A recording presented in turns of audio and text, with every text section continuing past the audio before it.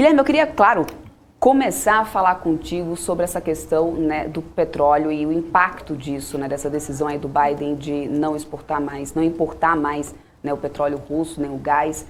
Até que ponto, né, vai virar esse efeito também, né, na versão contrária? O combustível vai subir, já está existindo isso, não? Aqui no Brasil, a Petrobras já decidiu aí por um aumento, né, justificando aí a paridade com o preço do petróleo, né, a cotação do petróleo lá fora.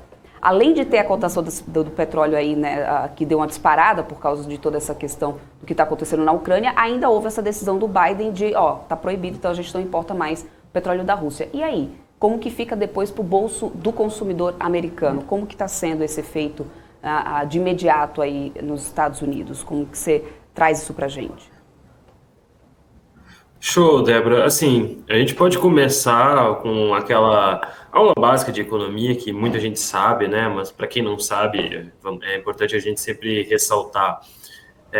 Alta do petróleo, tá? E as cotações do petróleo internacionais sempre foram extremamente relevantes para a economia mundial. Tanto é que, para quem está um pouco mais tempo operando no mercado financeiro, sabe que a gente sempre falava das cotações do S&P 500, do Ibovespa e do petróleo. Era aquela cotação clássica que a gente precisava saber, porque tem implicações significativas em toda a economia.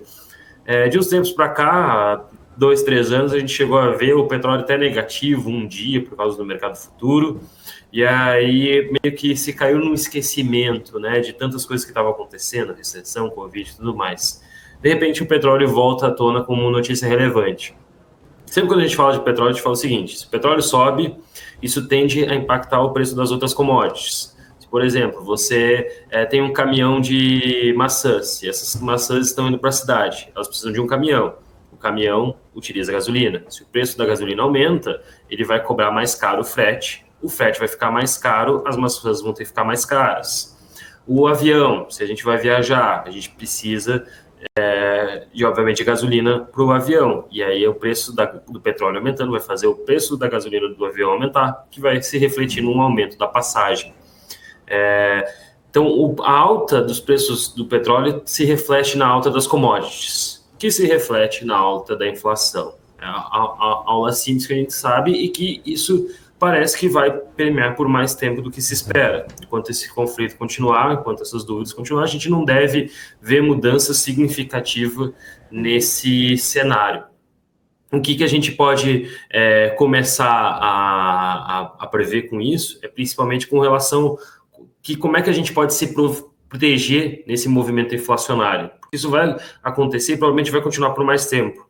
Hoje saiu os dados de inflação nos Estados Unidos, veio 7,9%. O núcleo dela está 6,8%. Então, a inflação está elevada nos Estados Unidos, assim como no Brasil, né? A gente fala, os Estados Unidos, né, a maior alta dos últimos 30 anos, desde 1982. Mas no Brasil está mais de 10%. Então, está bem alta. Acho que o brasileiro se acostumou tanto com inflação, tipo, não tem inflação, não tem problema. Mas mesmo nos Estados Unidos está 7%, que não é tão alto quanto 10%. Só que isso tende a ficar por mais tempo, se os preços vão aumentar, os produtores, os empresários já sabem que vai aumentar o preço. Tem um indicador que a gente chama de quanto que o empresário acredita que ele vai aumentar os preços nos próximos meses. E esse indicador está nos recordes, está 68%. Isso quer dizer o quê? Nos Estados Unidos, 68% dos empresários esperam aumentar os preços nos próximos meses. Isso se reflete em inflação. Então, esse cenário veio, o preço do petróleo ajudou ele a se manifestar mais rápido junto com essa guerra, e isso sim se reflete no impacto no nosso bolso. Só comentar um detalhezinho, tu falou, Débora, do petróleo nos Estados Unidos, né, que eles vão importar da Rússia. A Rússia tem implicações pequenas, tá? Para ter uma ideia, só 4% do quanto que os Estados Unidos compram de petróleo deles. E eles fizeram acordos históricos agora com Irã e Venezuela. Então, são países que no passado entravam em conflito, né, nesse conflito militar na Ucrânia e Rússia, e acabou se tornando aliados importantes exatamente por causa do preço do petróleo. A Opep mesmo pretende aumentar a produção, é uma coisa que não se resolve do dia para a noite.